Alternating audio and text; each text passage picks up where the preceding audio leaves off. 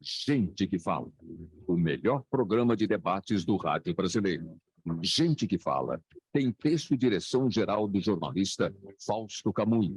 Gente que Fala reúne de segunda a sexta-feira formadores de opinião para discutir as principais notícias do dia. Gente que Fala tem o selo de qualidade APCOM.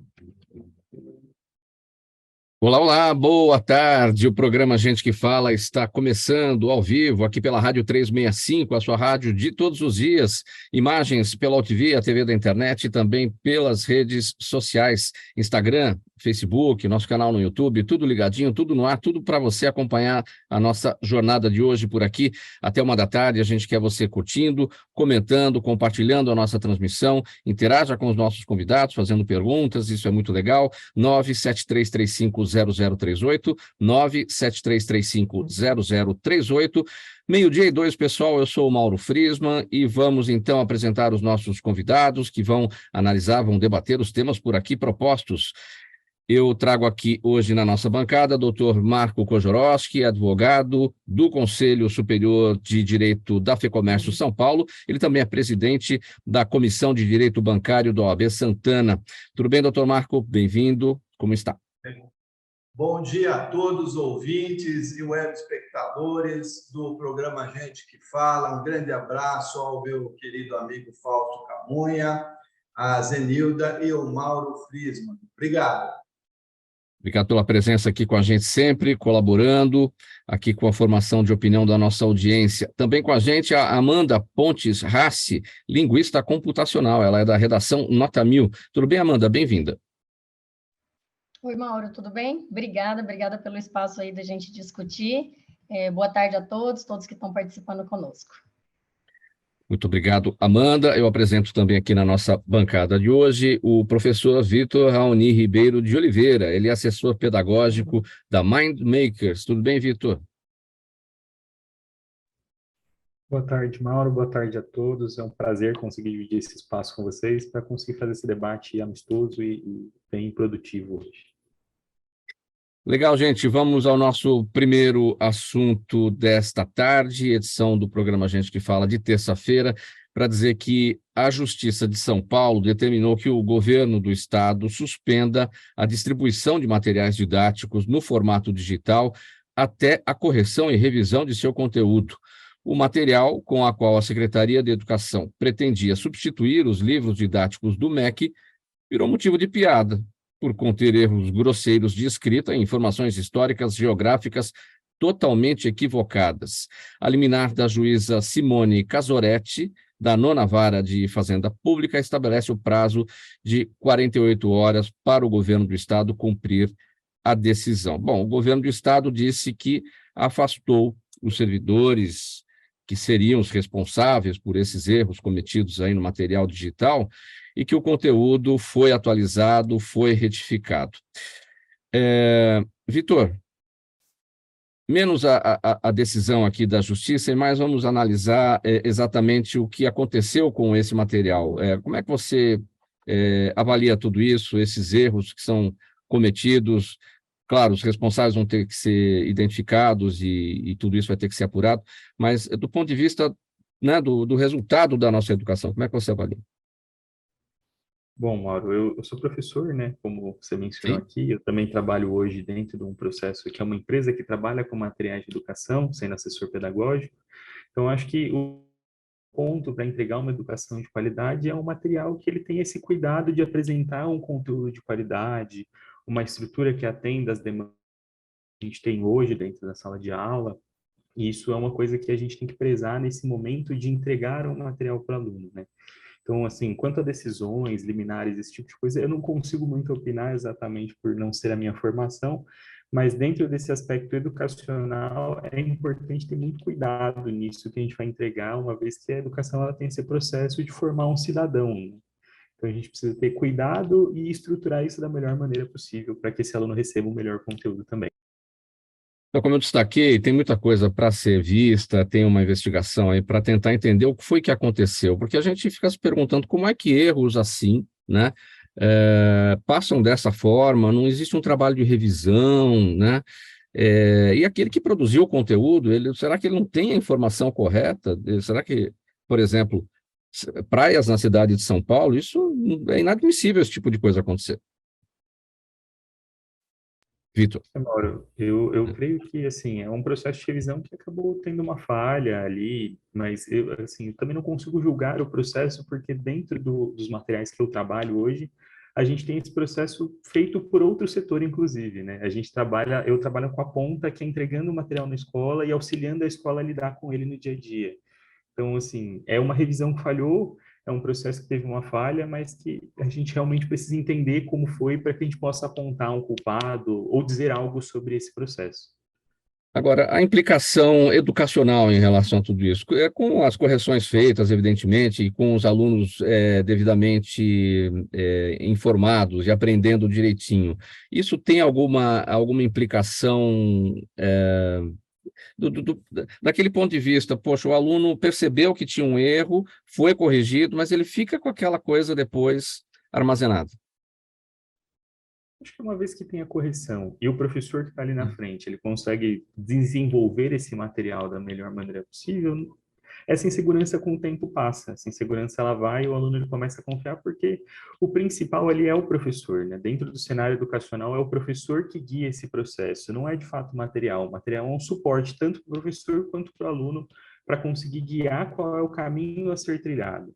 Mas é o professor que de fato dá o tom em que momento esse material vai ser usado e como ele vai ser usado. Amanda Rassi, a sua percepção sobre esse primeiro tema nosso aqui. Achei bem interessante o que o Vitor trouxe em relação a dizer que o material, de fato, é um suporte, né? Não é o único meio de acesso a conhecimento que o aluno tem, ele tem zilhões de outras formas de acessar esse conhecimento, inclusive via professor. De fato, é uma questão problemática e complicada, né? Ter algum material que contenha erros, que, inclusive, assim, alguns erros grotescos, de fato, de desinformação, de falta de informação. Só acho que é importante pontuar também que isso não é característico desse material digital específico, né? Outros livros, já houve em outros casos, né, na história de materiais didáticos, outros casos em que houve erros, tá? Erros, inclusive, eu sou da área de linguística, da área de português, já fui professora de português por muito tempo. A gente já percebeu em alguns materiais didáticos, tanto apostilados quanto materiais que são voltados para a escola pública também, vez ou outra passa algum erro de concordância, de sintaxe, enfim. O material que está sendo amplamente divulgado, né, veiculado agora, é esse material didático. E eu acho que ele está sendo muito discutido justamente porque ele traz erros graves, tá? Do ponto de vista histórico, geográfico, de desinformação, de fato. Então, acho que da mesma forma como isso já ocorreu antes, e o material foi revisado, e depois, né, e depois uma nova versão foi publicada, eu acho que esse é o caminho. Não me convém, não me cabe aqui também julgar, opinar, né, sobre essas questões jurídicas como você mesmo falou, Mauro, mas eu acho que do ponto de vista educacional é muito importante que esse material seja recolhido, revisado de fato e que possa ser devolvido de forma correta para os alunos. Agora tem um ponto que me chama a atenção, que eu acho curioso, que esse tipo de, hoje em dia, do tanto que isso está sendo veiculado na mídia e os alunos estão comentando muito sobre isso, quem não sabia até então, quem assinou a abolição da escravatura, agora sabe, né? Se fosse um conteúdo comum, que teria passado batido pela maioria dos alunos, talvez, mas agora está sendo tão discutido que agora eu duvido que alguém não saiba. Agora todos aprenderam obrigatoriamente, né? Desta forma. Exatamente. Agora, isso tudo também, como você destacou, né? Porque no tradicional, a gente já viu muitos erros acontecerem e passaram, enfim, material apostilado, coisas impressas, e aí a correção não pode ser feita, a não ser na próxima edição. Né? Então, dessa forma, hoje, com a tecnologia, com tudo digital, essas coisas são realmente resolvidas com bastante rapidez. Então, pelo menos, esta vantagem, né? Essa vantagem. E uma outra que eu cito também nunca um material foi tão revisado, infelizmente, posteriormente, né, à sua publicação e sua divulgação, mas esse material foi muito revisado agora por todos os professores de todas as áreas. Então, a partir do momento que começou a surgir a polêmica, porque alguns erros foram detectados, professores de várias escolas, de várias unidades, de várias disciplinas, começaram a revisar esse material e talvez eles nem teriam acesso, ou acesso até que não, mas não teriam interesse em olhar para esse material se não fosse por conta dessa polêmica. Então, mesmo que tenha sido pós-divulgação e pós-publicação desse material, agora tem muita gente revisando, e tem blogs inteiros de professores colocando ponto a ponto tudo que precisa ser consertado, tudo que é falho, tudo que conteúdo que está muito vago, né, que precisa ser melhorado, precisa ser mais aprofundado, correções específicas que precisam ser feitas. Então, eu acho que isso também é muito produtivo, assim, pensando mais no copo cheio, né, pensando pelo lado positivo das coisas, acho que é interessante, porque a secretaria, o MEC, né, e quem produziu esse material, vai ter muito material e muito feedback de professores da área que são acostumados a trabalhar com esses conteúdos para poder reformular e melhorar no que precisar. Muito bem observado, doutor Marco Kojorowski, esse ponto levantado aqui pela Amanda, né, o lado meio cheio do copo, né, que muita gente em cima agora para tentar ajudar, né, não justamente atrapalhar, ajudar. Se tiver erros, vamos identificá-los e vamos corrigi-los, né? Então, Mauro, evidentemente a incompetência do governo. Isso é claro que houve a incompetência do governo. Eu acho que não tem uma comissão de fiscalização, uma revisão, e a juíza identificou erros crassos e, portanto, concedeu a liminar para suspender a distribuição do material. Agora, o que eu acho interessante, esse material didático, é na forma digital. E nós estamos na era do Pix. O Pix é agora. Essas correções, elas têm que ser agora. Eu não entendo como que a gente tem que suspender um material didático para 48 horas, ou sei lá, o prazo que é determinado, para correções imediatas. Então, falta a competência do governo, do Estado de São Paulo, de uma comissão fiscalizadora, uma revisão, talvez um grupo de professores da parte de História e Geografia, compondo esse conteúdo de fiscalização e revisão da matéria, e essa matéria ela tem que ser auditada e revisada imediatamente. Isso que eu não entendo o porquê desta demora na correção do mundo do Pix. Agora, doutor Kojorowski, não seria o caso, então, da Justiça, em vez de pedir a suspensão, ir mais além, ou seja, querer saber do governo do Estado como é que funciona, quem é que participa disso, como é que funciona a fiscalização, entender todo o processo para justamente saber o que foi que aconteceu? Exatamente, Mauro. Você falou na grande ferida que nós temos dentro do território nacional. Nós temos a ferida da fiscalização.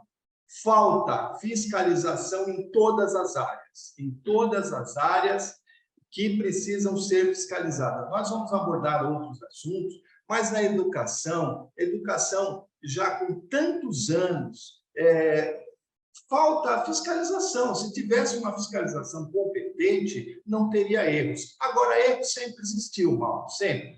Né? A doutora Amanda falou, você falou, sempre. Eu, quando na escola, vi erros. O importante é que nós estamos no mundo digital, nós estamos no mundo do Pix. Essas correções, elas têm que ser imediatas. Eu acho que com isso a gente consegue alcançar de forma positiva para não ter esse tipo de erro.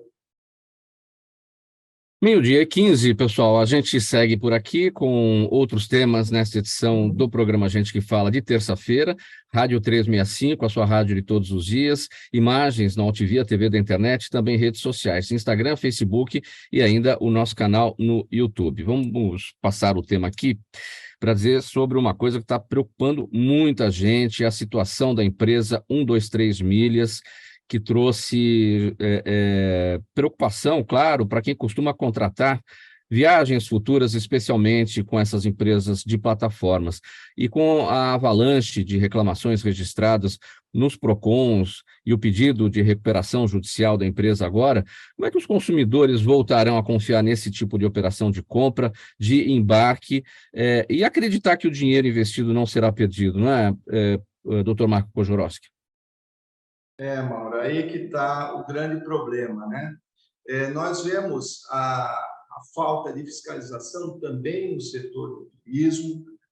Isso nos preocupa, porque hoje existem uma gama de empresas digitais, de plataformas, que não são fiscalizadas. E o exponencial, o crescimento exponencial dessas empresas, a nível nacional, isso nos preocupa se não tiver garantia. Um exemplo é 123 Milhas, né? Ela tem lá sua recuperação judicial, que está sendo processada no estado de Minas Gerais. Os sócios foram convidados para o Congresso Nacional agora amanhã, vão responder perante uma CPI. Só que o que nos causa muita estranheza, o que nos causa muita perplexidade é que não existe fiscalização com relação a essas grandes plataformas. E isso pode colapsar todo um sistema. E isso é preocupante, Mauro. O que já foi feito até aqui? Os PROCONs atuam conjuntamente, São Paulo, Minas, Rio de Janeiro, esses que estão sendo movimentados aí para o recebimento das reclamações. O que aqui tem sido feito em conjunto? É muito boa a sua pergunta. Eu acho que o Código de Defesa do Consumidor veio para modificar. Nós tivemos no Gente que Fala, um ano atrás, a questão dos PROCONs atuarem no grande crescimento das viagens. Por quê? Acabou a pandemia, todo mundo quer viajar, quer ir para o Nordeste, quer ir para fora do país, e aí cresceu muito as compras de viagens aéreas, marítimas, hotelaria, e isso foi abrupto no ano de 2022 e vai ter um crescimento muito grande para 2023, 2024, 2025, 2026, a nível de que nós ficamos 2, 3 anos dentro de casa. Então, os PROCONs eles têm atuado de forma decisiva. Os PROCONs estão unidos entre os governos, entre os municípios, mas aí que está a grande percepção nossa, Mauro. O PROCON atua depois. Nós precisamos de um órgão fiscalizador antes, porque depois que aconteceu, depois que a empresa quebrou ou não tem capacidade de cumprir com aquilo que ela vendeu, aí fica aí o prejuízo é do consumidor. Aquele casamento que a pessoa, o casal, se prepara daqui 1, 2 anos para se casar e vai pagando mensalmente, chega no dia do casamento, não tem a viagem, não tem sua lua de mel. Então, nós temos que acabar com isso. O PROCON é excelente, mas o PROCON é depois. Nós precisamos de órgãos fiscalizadores antes, Mauro. Eu acho que essa é a grande proposta para que a gente possa ter segurança jurídica e que essas empresas que estão crescendo darem garantias que vão cumprir com seus contratos. E como é que poderia ser esse modelo de fiscalização anterior, doutor Marco Kojorowski? Porque talvez o PROCON não pudesse ter essa condição de fazê-lo, né? As próprias empresas do setor, elas poderiam se fiscalizar, por exemplo, no setor de varejo. A gente viu o que aconteceu com Americanas, elas deveriam se fiscalizar, as auditorias de cada uma, né, deveriam fazer esse papel. Pode ser que tenham feito de forma errada ali em algum momento, mas este modelo poderia ser uma alternativa? Isso, Mauro, exatamente. Nós temos que criar modelos. Eu não tenho procuração do Banco Central, mas está aí um órgão fiscalizador potente. Os bancos não erram, porque fiscalizador, chamado Banco Central. Nós temos que ter isso em todas as áreas, especialmente na área do turismo. Nós temos que ter um órgão fiscalizador antes, durante e depois, né, pós-venda.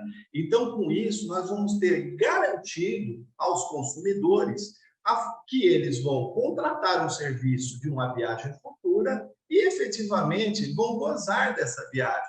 Se não tiver esse órgão fiscalizador, que tem que ser federal e também dos estados, e atribuo que São Paulo, as grandes cidades podem ter as prefeituras como órgão fiscalizador, ter um departamento fiscalizador, eu entendo que o sistema do Banco Central é um sistema a ser copiado para todos os órgãos. É óbvio que o sistema turístico não demanda tanta responsabilidade, não demanda tanta complexibilidade que existe dentro do Banco Central, mas o sistema de fiscalização tem que vir de cima para baixo. É isso que está faltando e o que está acontecendo. As empresas cresceram com a pandemia parou, todo mundo quer viajar, todo mundo está contratando, por exemplo, viagem que é R$1.000, paga R$300, eu vou contratar 3 viagens e eu não faço nenhuma. Então, se não tiver um órgão fiscalizador que ele possa dar uma garantia ao consumidor, vai ter mais empresas com esse problema. Agora, alguma coisa tem de errada, né, doutor Marco Pojorowski, em relação a essas empresas de viagens que vendem o serviço futuro, porque não é a primeira empresa que passa por esse tipo de problema e outras já passaram e quebraram. E numa época em que não havia venda por plataformas, era também venda futura, não era por plataforma, e as pessoas já tinham essa insegurança naquele momento. Sabe por que eu digo isso? Eu vou até aproveitar, porque a gente está em setembro e logo vem o 11 de setembro, infelizmente, a gente vai se lembrar do episódio das Torres Gêmeas. Naquele dia, 11 de setembro de 2001, eu estava numa reportagem no centro da cidade, né?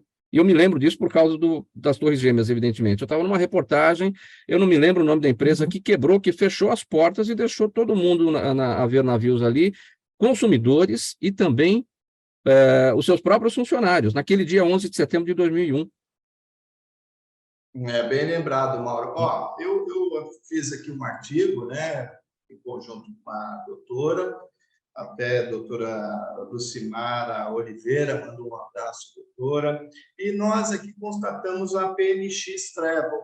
Ela quebrou todo o sistema colapsou, e que eu volto a dizer, se essas empresas, pode ser de plataforma, porque eu estou dizendo plataforma porque elas estão crescendo abruptamente, mas todas as empresas do turismo, elas têm que ter uma garantia, elas têm que garantir que vão cumprir o contrato. E se tiver uma comissão preparada de fiscalização e que coloque garantias conforme o crescimento das vendas, conforme o tamanho da empresa, vai garantir os trabalhadores que trabalham dentro dessas agências, vai garantir os consumidores finais que contrataram esse serviço e não vai colapsar o nosso sistema. Hoje, por exemplo, a 123 milhas, ela quase causou um colapso, porque hoje o consumidor que utilizou, que comprou dessa plataforma,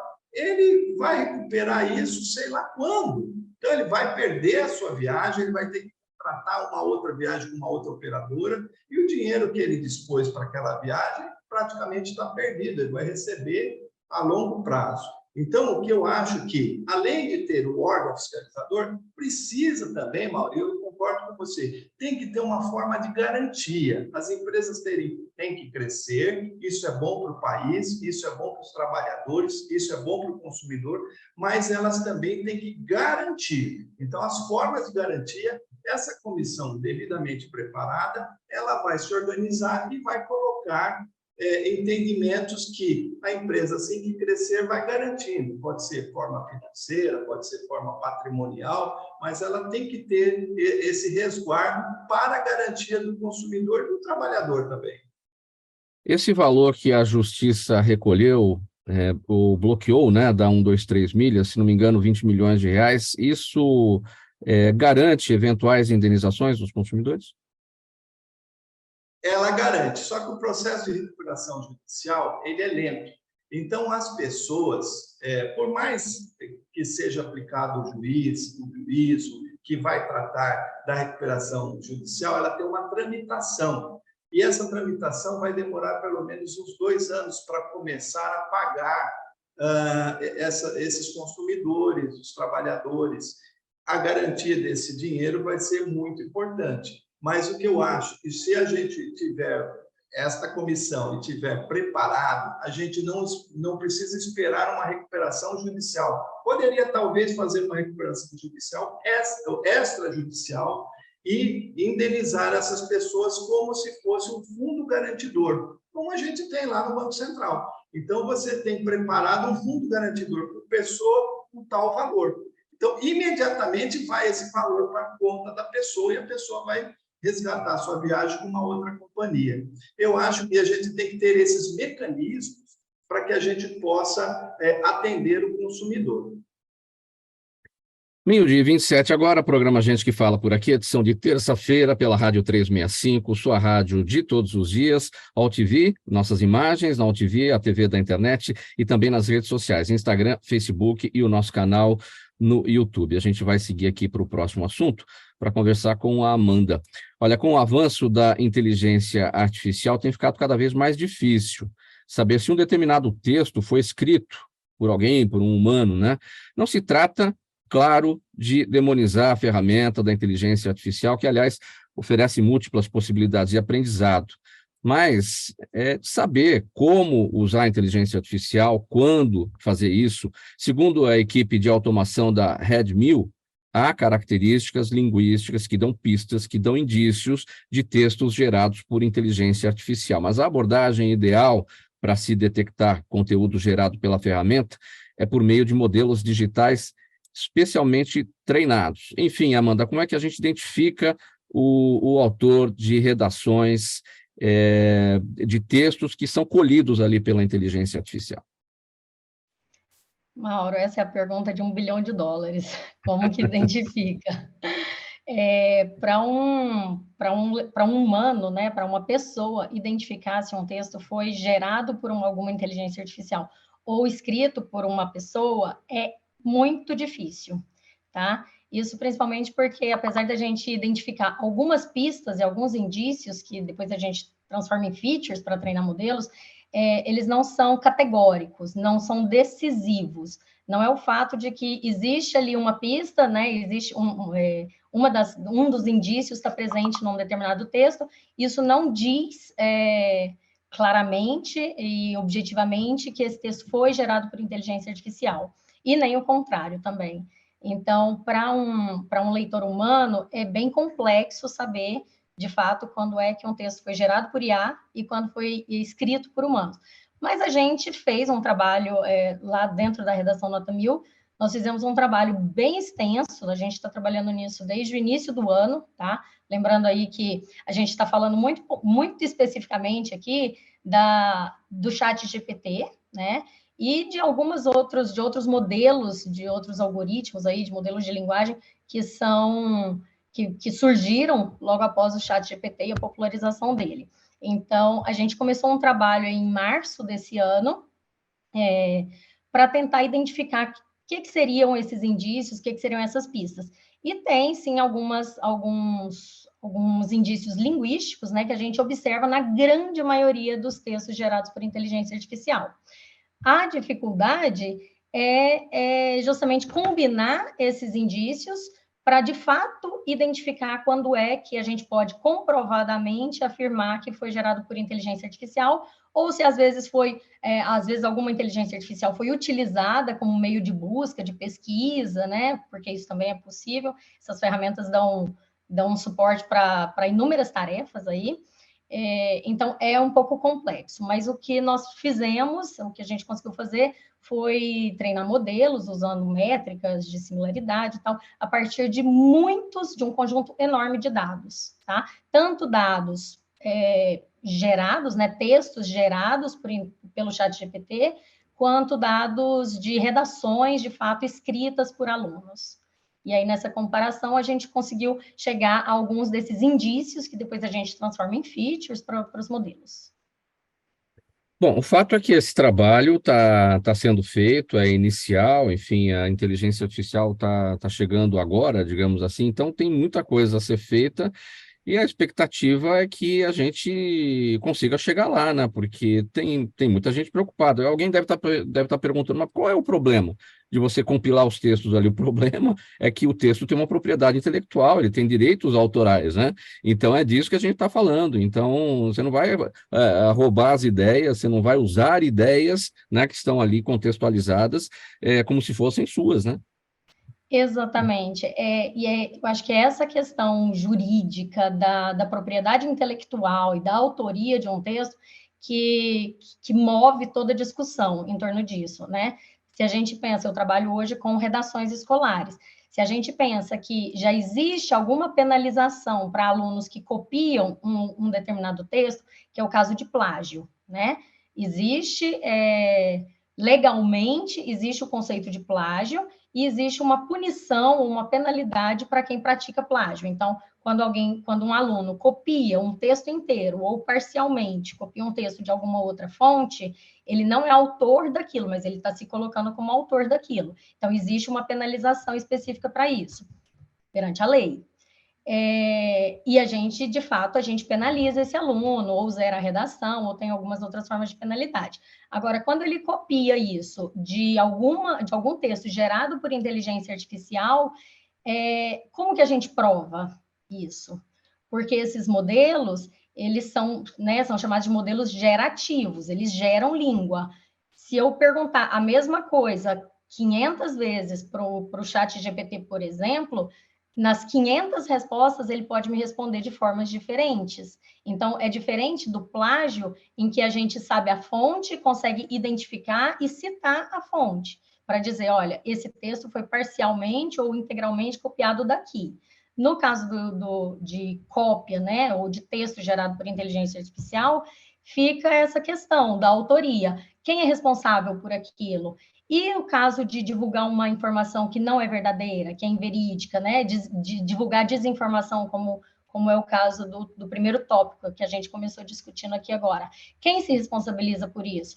Porque as empresas que criaram esses modelos e disponibilizaram esses modelos para acesso geral, elas não se responsabilizam pelo conteúdo gerado, né? Então, eu acho que falta, e para a gente, inclusive, para quem está trabalhando com tecnologia, inclusive, um respaldo jurídico de normas, de o que quer que seja, porque até onde eu saiba, isso não existe ainda. Então, falta esse respaldo jurídico do que é permitido, como que a gente deve atuar mediante uma situação em que o aluno copia um texto, né? Eu queria saber do Vitor se ele tem essa resposta para a pergunta de $1 milhão de como identificar o autor das redações geradas por inteligência artificial, mas como você tocou no assunto falta lei, não é, Amanda? Falta uma regulamentação a respeito dessas coisas. Vamos ouvir o doutor Marco primeiro a respeito deste ponto. O legislador precisa pensar nisso a partir de agora. Depois a gente ouve o Vitor. A Amanda colocou muito bem, é exatamente isso, e eu vou um pouco mais além, né? O blockchain e o crédito. O crédito do autor, eu acho que vai chegar num ponto que nós fizemos com o cinto de segurança. O cinto de segurança para automóvel é para não morrer, e mesmo assim ninguém usava.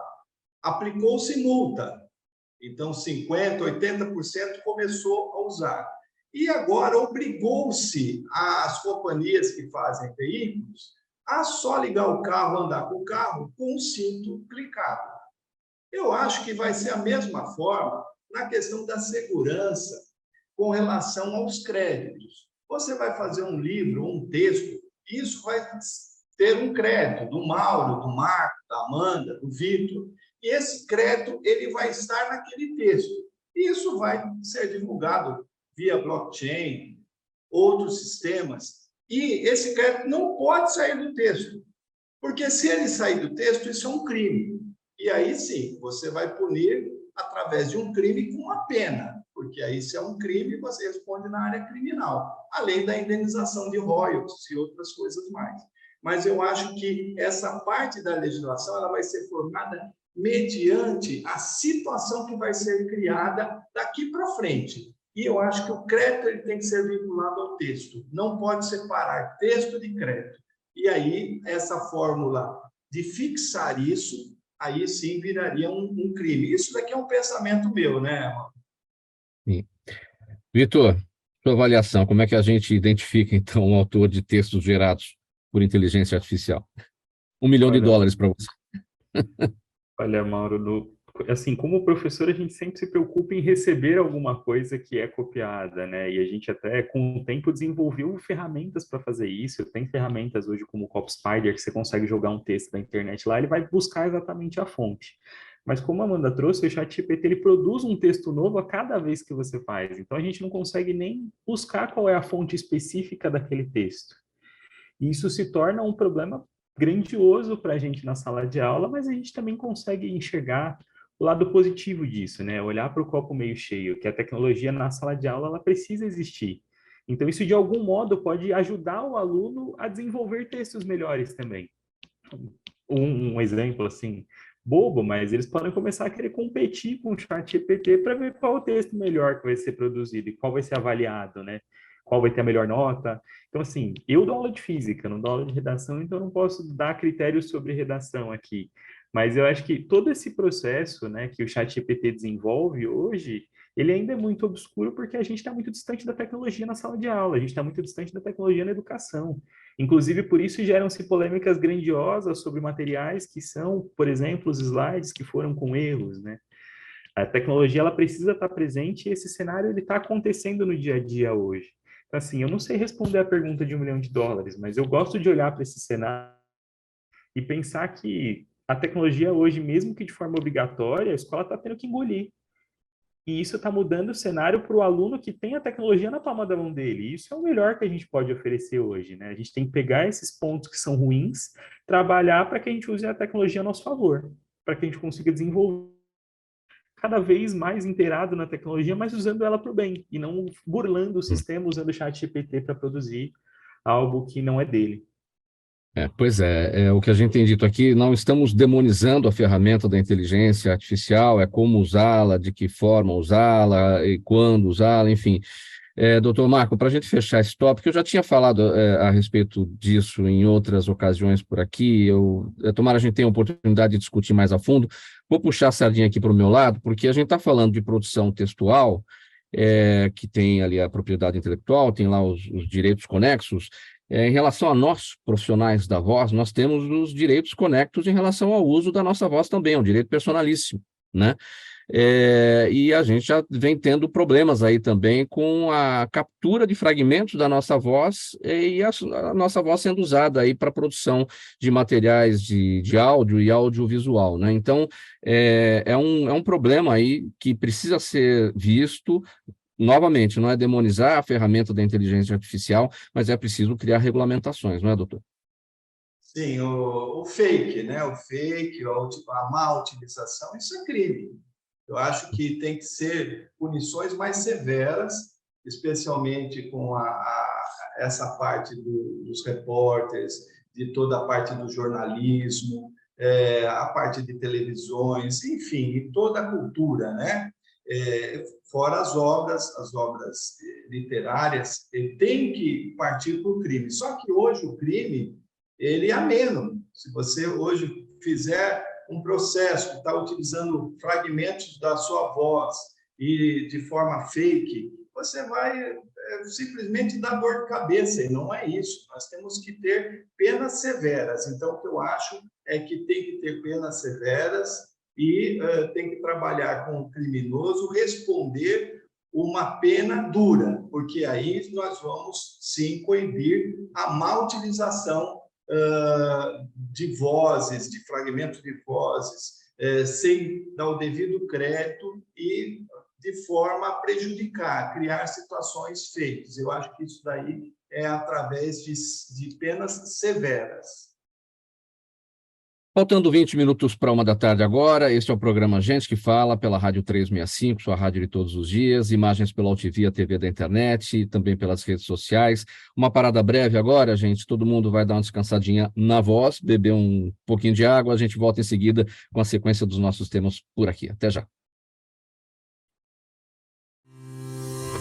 Toda ação estratégica de sucesso tem um componente fundamental: um instituto de pesquisas ético, rápido e preciso.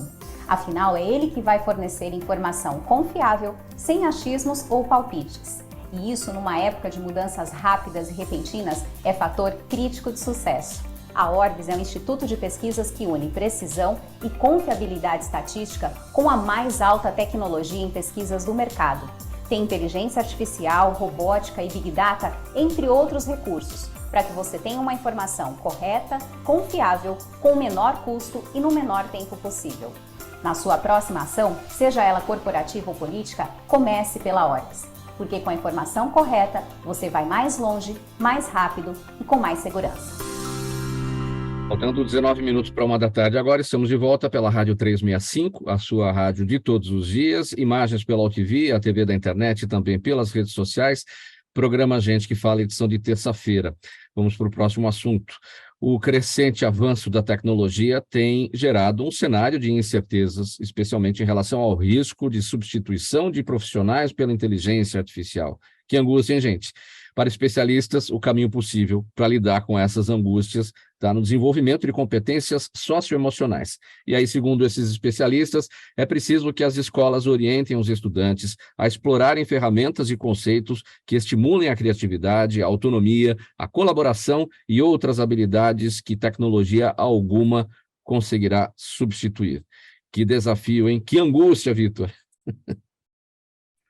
Realmente é a angústia que a gente está falando aqui do ChatGPT, né? Que é um problema que a gente está tendo que lidar de alguma maneira. Eu acho que o caminho que a gente consegue lidar hoje é trabalhando habilidades socioemocionais, né? Quando a gente pega o cenário da pandemia, em que a gente foi obrigado a colocar a tecnologia dentro da sala de aula, a gente teve um avanço muito grande, mas a gente teve um retrocesso no processo educacional. Hoje a gente tem que conseguir dar conta desse retrocesso e também dessa tecnologia que está chegando e como a gente vai lidar com isso, né? Aqui na MindMakers, na disciplina de pensamento computacional, a gente trabalha com as crianças desde o infantil, 4 anos de idade até os 14 anos de idade, dando essa viabilidade para que a tecnologia seja uma ferramenta de instrução e solução de projetos. Então, por exemplo, tem um projeto que os alunos eles têm que inserir lá um reflorestamento. Eles vão conhecer estruturas do Brasil que falaram sobre desmatamento e vão entender como a tecnologia pode ajudá-los a reflorestar. Outro processo que acontece com uma criança, por exemplo, de 4 anos, é quando eles são colocados no cenário de reciclagem. Tem um robô que vai ajudar eles a fazer o processo de reciclagem. Então, a gente mostra para as crianças que a tecnologia ela não substitui pessoas. Ela vai ser aliada das pessoas, né? E, recentemente, o Fórum Econômico Mundial divulgou que até 2027 a gente vai perder muitos empregos, porque muitos empregos vão ser extintos e novos empregos vão surgir. Só que a proporção é muito diferente. São mais de 20 milhões de empregos que vão cair em relação aos que vão surgir. Então, a gente precisa que a tecnologia esteja nesse dia a dia dessas crianças para que elas consigam estar preparadas lá no futuro, quando elas entrarem no mercado de trabalho, para usar a tecnologia a seu favor e do modo positivo, né? Não utilizando, por exemplo, o ChatGPT para burlar uma redação, mas utilizando o ChatGPT para buscar conhecimento sobre como usar algo para viabilizar um processo de solução de problemas ou algo desse tipo. Ô, Vitor, o desenvolvimento da competência socioemocional, ele é exclusivo da escola? Os pais conseguem fazer isso em casa? Olha, a gente tem que trabalhar em conjunto, né? A escola, ela não é um lugar em que a gente deixa a criança e imagina que tudo vai se resolver. E é esse o cenário que a gente mais vive hoje dentro da escola. Eu, como professor, vivo muito isso, né? Então, a gente precisa do trabalho conjunto. A escola, ela é um momento de introdução do aluno ao processo de ser cidadão. Mas quando a gente para pensar que ele volta para casa dele, o pai também tem que ajudar nesse processo, né? Então, assim, eu sei que muitos pais hoje, eles têm medo da tecnologia exatamente por achar que podem ser substituídos por ela. Então, eles têm que caminhar com os seus filhos para eles também aprenderem esse processo de entender que a tecnologia é um aliado.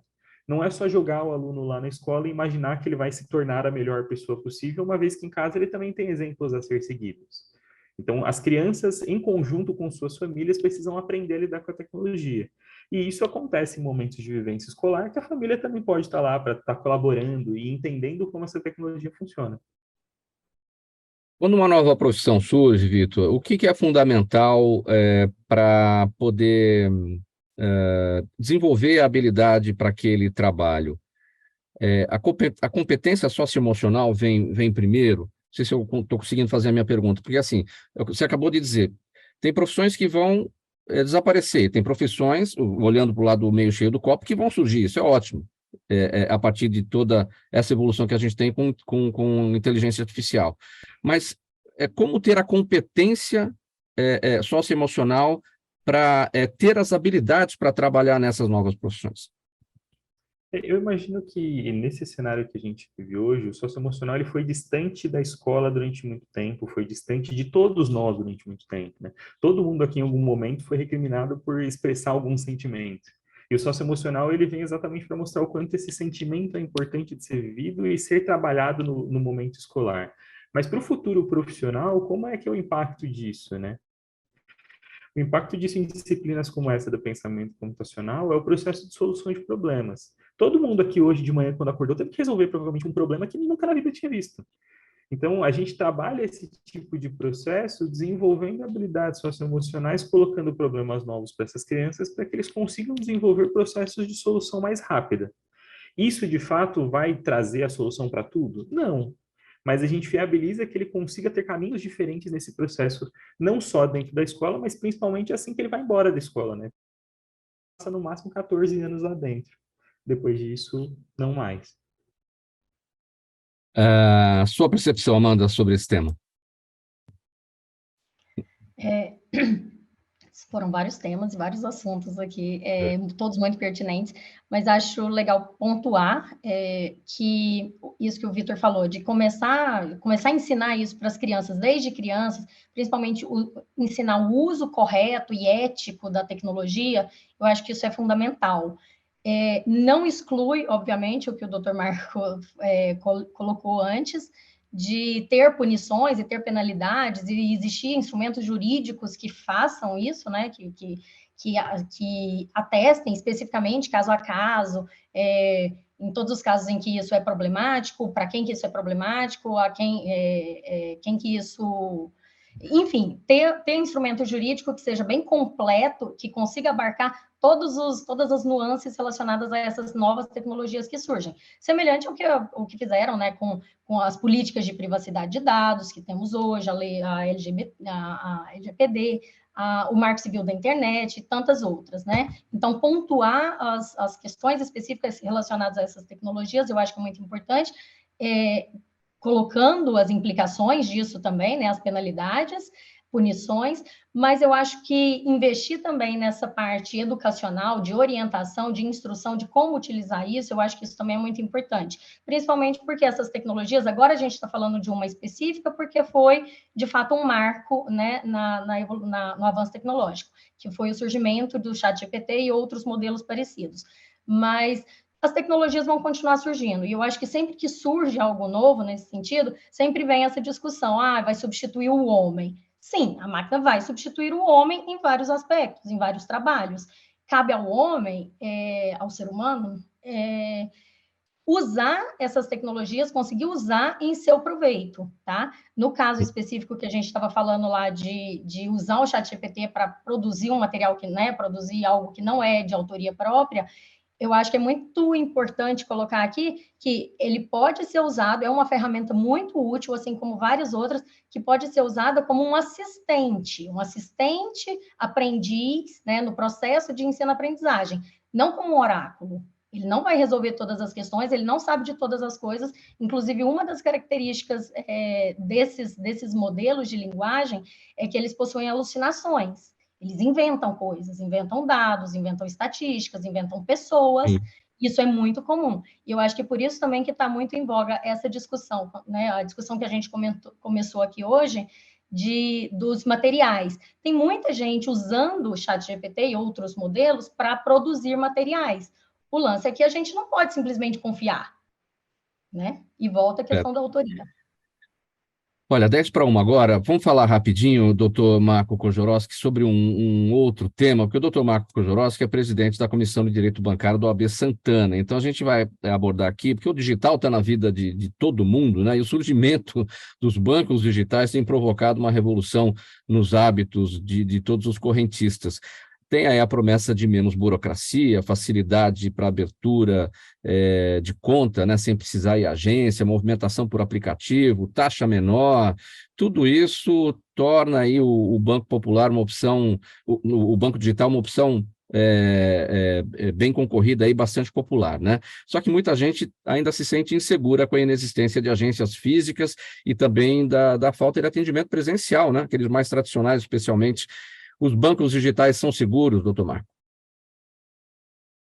São seguros. Nós temos 250 bancos digitais hoje no país. Temos 100 milhões de contas digitais, pessoas físicas, e 15 milhões de contas digitais, pessoas jurídicas.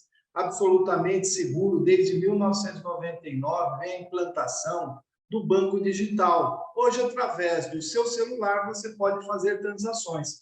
Ontem eu vi uma matéria que teve um PIX no final do ano passado de 1 bilhão e 200 milhões de reais, um PIX.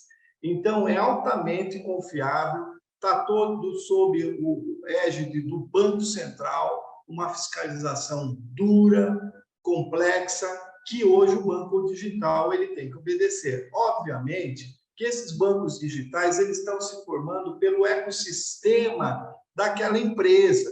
Então, uma grande empresa que tem 15, 20, 50 mil funcionários, ela, abre um banco digital e ela opera com seus funcionários. Vai dar segurança.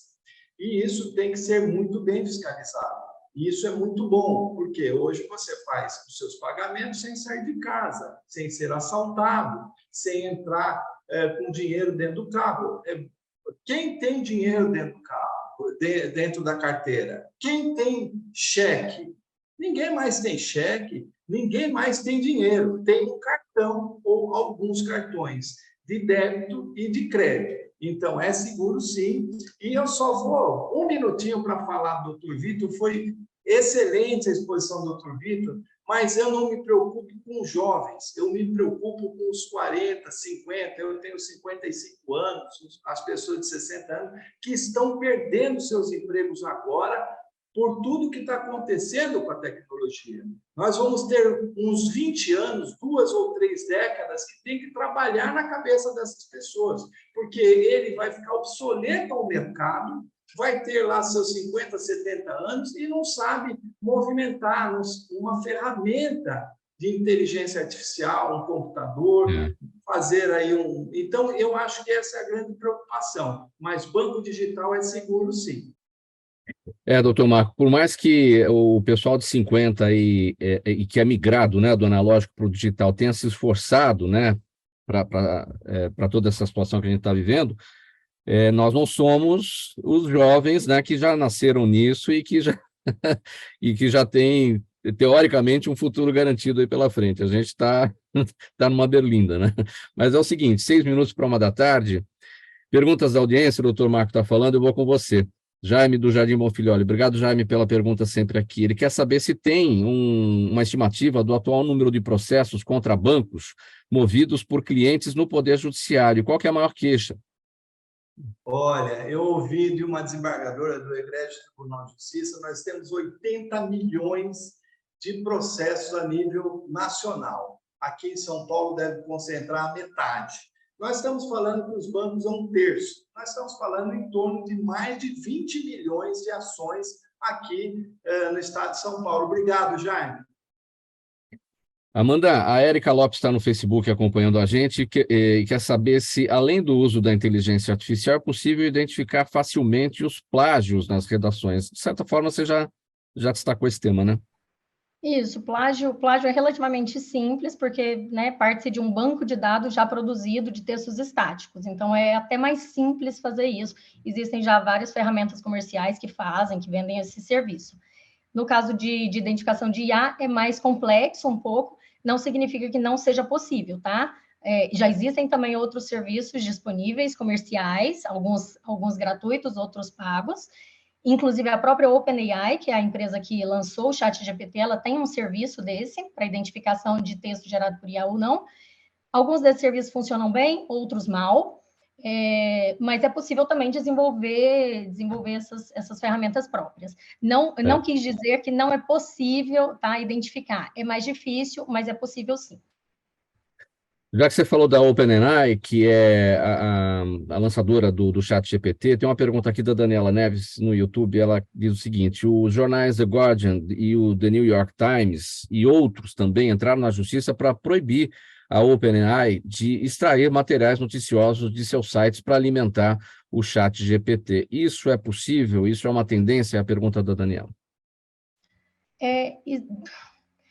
O ChatGPT, a partir do momento que ele foi treinado com uma base de dados estática, tá? Uma quantidade X enorme, por isso que é chamado de LLMs, que são Large Language Models, uma quantidade enorme de dados que foram usadas para treinamento. A partir desse momento, lança-se um modelo, lança-se uma versão desse modelo. Essa versão, ela já existe. Esse modelo não é retroalimentado com novos textos da internet, tá?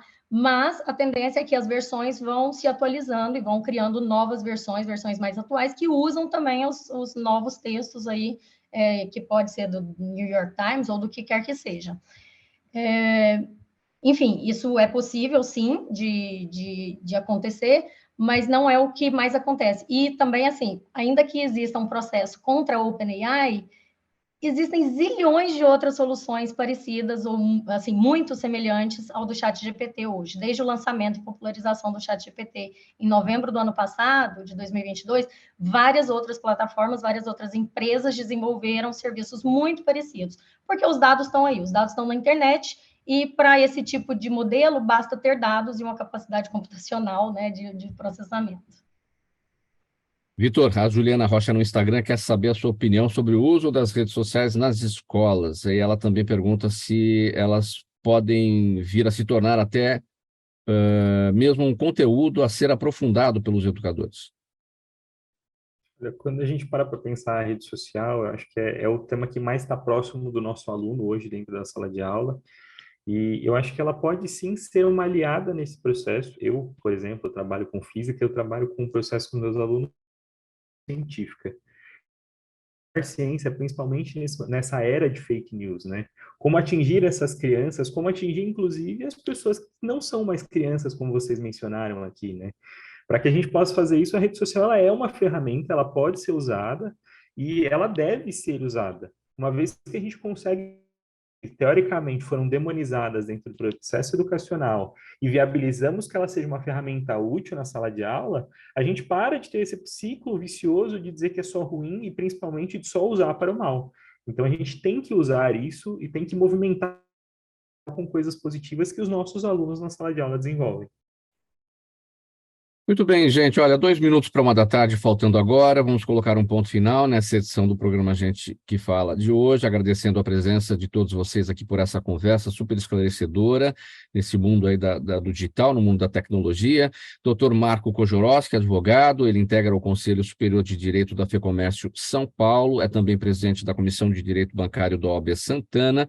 Também com a gente hoje a Amanda Pontes Rassi, linguista computacional, ela é da redação Nota 1000, e o professor Vitor Raoni Ribeiro de Oliveira, assessor pedagógico da Mind Makers. O programa Gente que Fala é sempre realização da ABCom, apresentação minha, Mauro Friesman, pauta e redação do Pedro Schiavon, Zenilda Salvato, nossa diretora de produção, jornalista Fausto Camunha, nosso diretor-geral, você aí do outro lado, você espectador, ouvinte, a razão da nossa presença aqui todos os dias. Gente, muito obrigado pela presença de vocês, a gente se despede por aqui para voltar amanhã pela Rádio 365, a sua rádio de todos os dias, pela UTV, a TV da internet, também pelas redes sociais. Chegando na programação da 365 agora, o Lucas Neto, ele vem com o programa O Melhor para a Melhor Idade para você aqui nesse início de tarde pela 365. Lucas, um abraço para você, um bom programa, uma boa tarde para a audiência. Tchau, até amanhã.